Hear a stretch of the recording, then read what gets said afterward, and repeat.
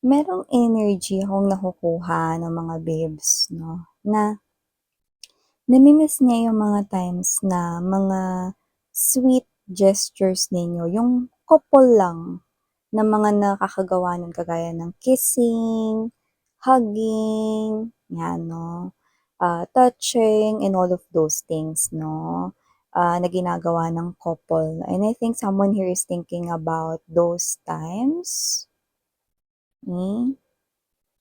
Kasi alam mo kung bakit ko nakuha yun? Nakaramdam tayo ng matinding lungkot sa kanyang energy. Kaya parang ito ay lumalabas na maaaring mga ala-ala na lang or memories ng kahapon or nakaraan. Yan, 'no?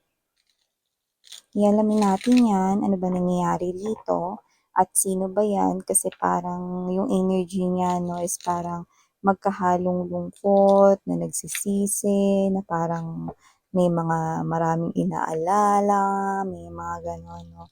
So in short, hindi siya okay. Eh, emotionally hindi siya okay, mentally hindi rin dahil nga this person here is parang yung energy niya is para siyang isang natalo or such a loser. Yun na rin iniisip ko, such a loser. Okay.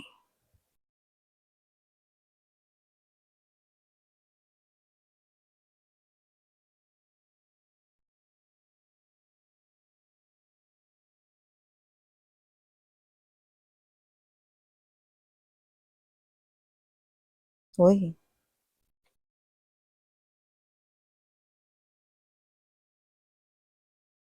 hmm,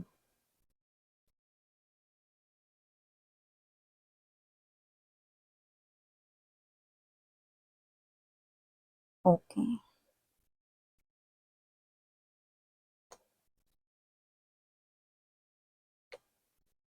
Yeah, okay.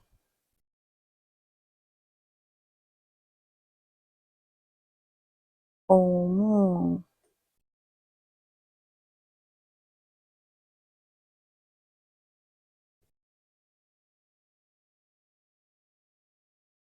so hey there mga my loves collective. Thank you so much for always staying here with me in this channel, babe. So before we start this reading, reminders muna us na hindi ito for everybody.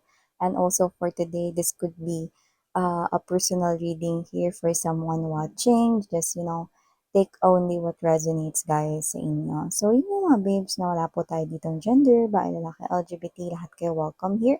And hi pala and hello sa mga new subscribers. Ako po si Yan. Welcome tuloy po kayo dito together with my mga pabalik-balik na mga viewers and subscribers. Thank you so much everyone for your warm love and support. Since day one, nagsimula ako rito sa YT. So yun nga mga babes, thank you so much. At kung hindi niyo pa po alam, mayroon pa po tayong isa pang channel. The link is down below sa ating description box. So yun mga babes, no? Wala tayo ditong gender and of course, this is timeless as well. Pwedeng tapos na to, nangyari na. Pwede naman na nangyayari ngayon sa kasalukuyan at pwede namang hindi pa at isang prediction sa inyong future. So, dito nakita ko, strongly, this is your ex right here, no? Thought that the grass was greener on the other side. So, diretsahan na tayo. There's a third-party interference na tao na pumagitna sa inyong connection at mas pinili niya yon noon, no? With the two of swords energy and there's this nine of swords, yan, no?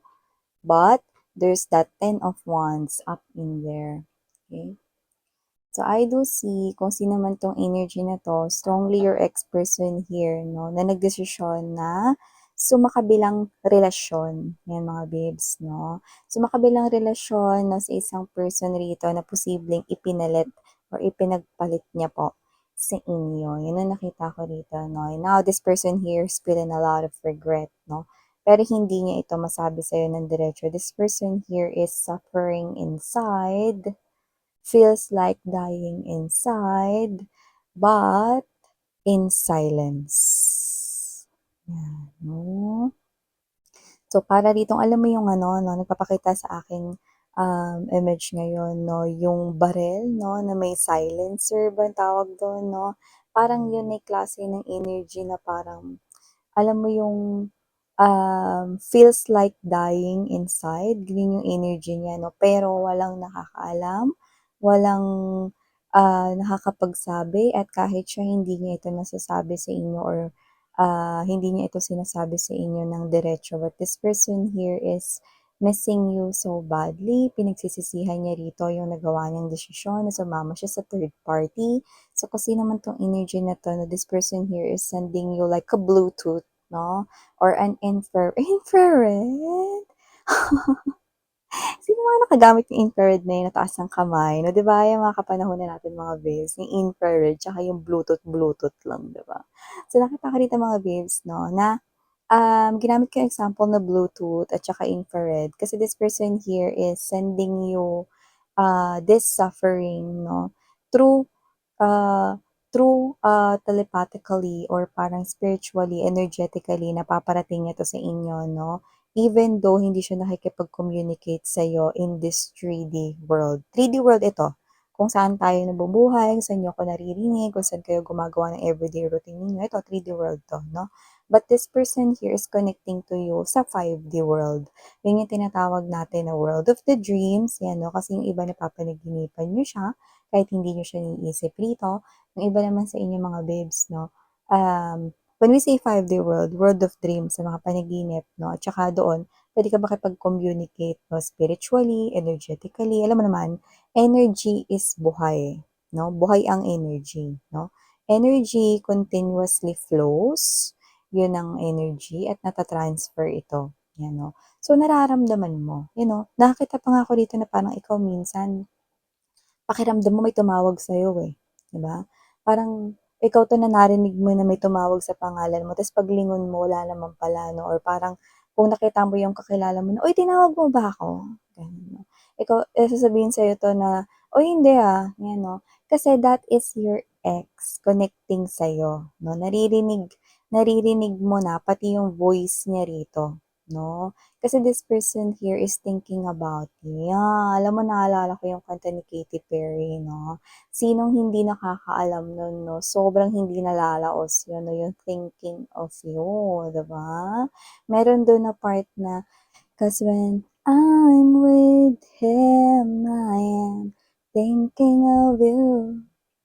Thinking of you. Yan, wala tayo ditong, gender 'no, but this person here is thinking about you even though he or she is with the third party. Yan 'no, at may lumalabas dito na marriage card pero in reverse, ayan 'no.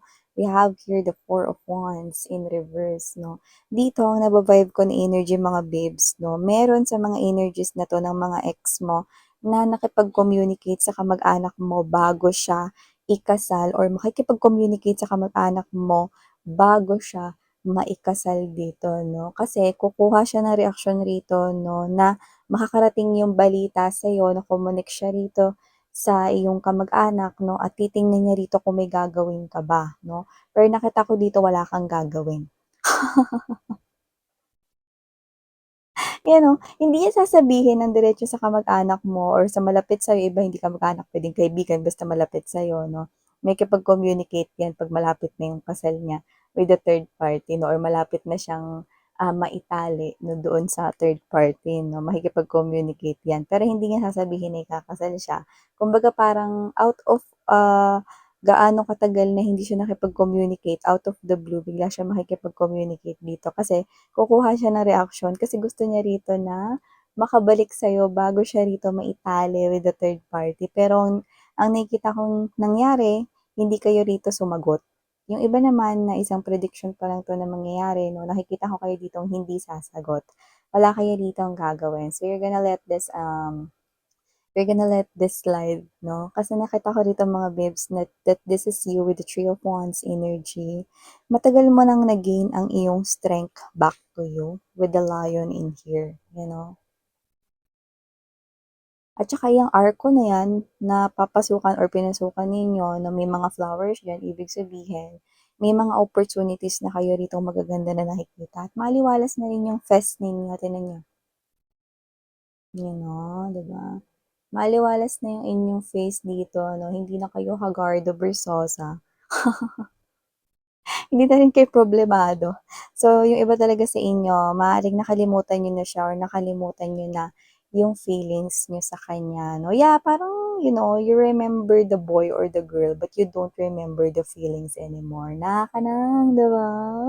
So, mga gano'n mga babes, 'no? You remember the boy, 'no? But you don't remember the feelings anymore. Taray!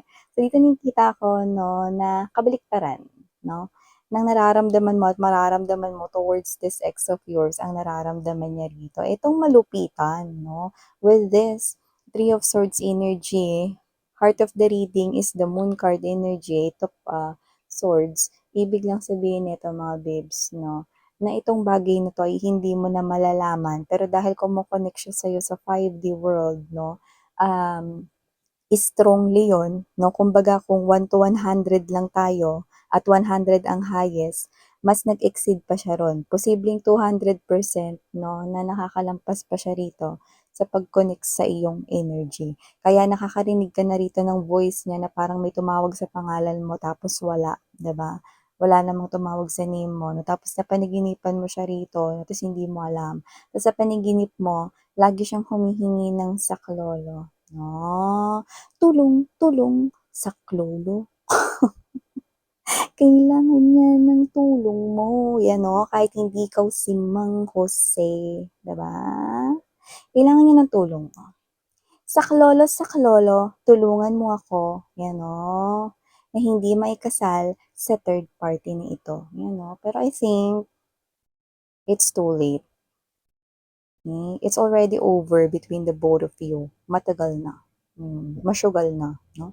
So, nakikita ko dito na kung sino man 'tong energy na 'to, ngayon alam niya na yung nararamdaman mo, sweetheart. With the Three of Swords energy, alam niya na yung nararamdaman mo, 'no, nung time na iniwan ka niya, 'no, at sumeme siya sa iba. Mhm.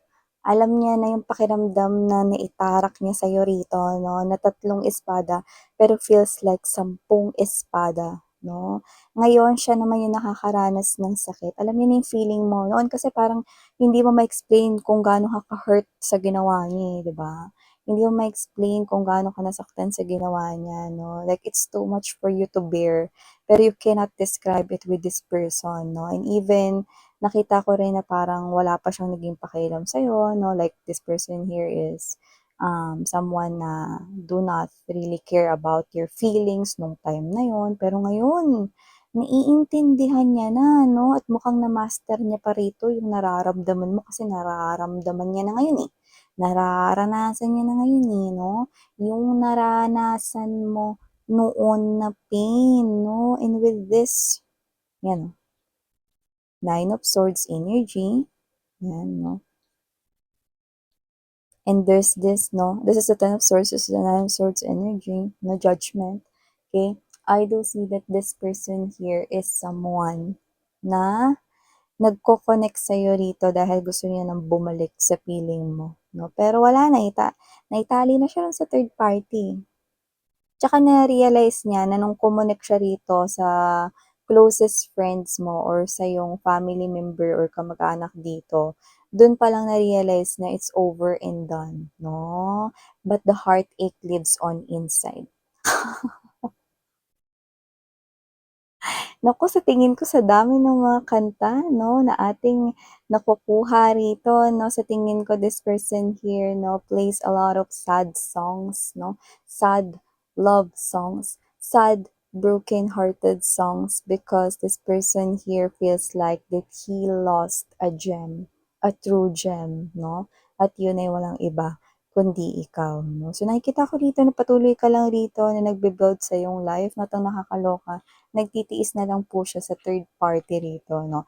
Alam mo yung nakakainis, yung you wake up everyday tapos nagtitiis ka sa bagay na ayaw mo namang gawin or ayaw mo namang pagbuhusan ng effort at time, 'di ba? Pero yun yung nangyayari ngayon sa kanya 'no. Wala siya ritong choice but to make pagtitiis na lang 'no. Nakikisama na lang with the third party kasi wala na, eh. It's all over and done between the both of you. But he or she cannot love the third party kung paano ka niya rito ma-realize, no, na mahal ka pala talaga niya, no. This person here now knows, no, kung ano yung naramdaman mo before, okay, nung iniwan ka niya. And now you're giving in to your own world. We have the Three of Pentacles energy and the Shrine card. This is you. You're determined right here to pursue more and rebuild your life, no? This is you. You wanna repair your life and make it anew. And this is you, no? Na maraming opportunities ka nang nakikita ngayon and you are gaining a lot of confidence, no? At balik ka na ulit dito sa dati mo ritong energy, no? Na sumisigla ka na, nagiging happy ka na, very determined ka na to pursue your dreams, no? At abutin rito, no? At nakita ko rito na masaya ka na talaga. Yan, no? And nakita ko nga dito na parang wala ka ng feeling sa kanya at all, no? And this person here is talagang nakalimutan mo na rin siya. Yeah, you acknowledge, no, na naging isa siya sa mga ex mo rito, no? But it's all over and done. It's all in the past now. But with the double energy and the Four of Cups, I think this person here, no, buong buhay na lang siya magtitiis together with that third party, no, na habang kasama niya yun, ikaw yung palagi niyang may isip rito. Pero yun nga mga babes, no, expect something kasi nakikita ko dito that this person here, mas madalas mo siya rito mapapanaginipan kahit hindi mo na siya iniisip. Kasi nakikita ko na habang buhay ka niyang iisipin. Kaya habang buhay ka rin, makaka-receive ng signs dito, no, na napapanaginipan mo siya, humihingi siya sa'yo ng tulong, saklolo, no, and this is yung mga babes, no, na hindi mo naiintindihan bakit mo siya napapanaginipan. Kaya nga yun yung role ko dito so that you will eventually know, no, na iniisip ka kasi niya everyday at iisipin ka niya dito hanggang sa tumanda. Yeah, tatanda talaga siya, no? Tatanda siya rito mga babes, kaya mahaba-haba talaga yung pagdudusa niya rito together with the third party, no? Hindi ko naman nakikita inaapi siya or aapihin siya ng third party rito, pero alam mo yung energy na wala kang magawa, okay, about the relationship kundi magtiis na lang dun. So, ganun yung mangyayari sa kanya rito, no? Tapos, siya ito mga babes, no, na mahaba-haba pa siya mabubuhay sa mundo. Kaya mahaba-haba rin yung pagtitiis niya kasama yung taong hindi naman talaga niya truly minamahal. Yan. Parang ito kasi mga babes, no, this person here stepped in into this karmic relationship na hindi niya maaalisan, no? I don't know what the universe planned with this person right here, but he or she looks like, no, na parang sobrang laking pagsisisi at panghihinayang ni iniwanan kanya. Yan, no. Suffering in silence ang nakikita ko sa energy ng taong ito, no. At ikaw patuloy mo pa rin na parang maririnig yung boses niya na parang may tumatawag sa'yo, na tas wala naman, no. And then this is you na hindi lang yan, no, maririnig mo rin yung pangalan niya everywhere, no, yung mga kapangalan niya. Kunwari, may mga dumaan ng mga estudyante, no, tas isa sa mga estudyante, ang pangalan nun ay pangalan niya, mapapalingon ka, no. Kasi alam mo kung bakit? Because yun yung mga sign at clues na iniisip ka nitong person na 'to. Yan, no, may mga bagay kang related sa kanya na makikita mo. Kaya yun yung parang nakikita ko dito na a little bit burden sa'yo. Kasi nga, yun yung nangyayari. Dahil sa 5D world, kumokonek siya sa'yo rito nang hindi niya nalalaman. Yan, no? So, mahaba-habang pagtitiis pa ito sa side niya rito, no? At para na rin hindi kayo maguluhan kasi baka mainis kayo. Ba't ka ba napapanaginipan yun? Hindi ko naman iniisip yung tao na yun. I've already moved on long time ago. Yung iba sa inyo, meron na kayo dito ibang ka-in relationship. So, bakit pa, 'di ba? So, ganun yung kita ko rito. Wow, wow, wow, wow, wow! This is not something here that you need to, focus because you have a lot of beautiful flowers blooming right here, beautiful opportunities coming your way. Yun yung kita ko rito. So, whatever energies are resonating here with me, para lang aware kayo mga mahal, no, sa mga signs and clues maririnig, makikita ninyo. Yun yun. Okay? So, yeah, muli ako po sa yan. Maraming salamat sa iyong oras at panahon. If you want to make Tambayran with my other channel, the link is down below sa ating description box. Thank you so much. Sarang Heyo, love and light. Yeah.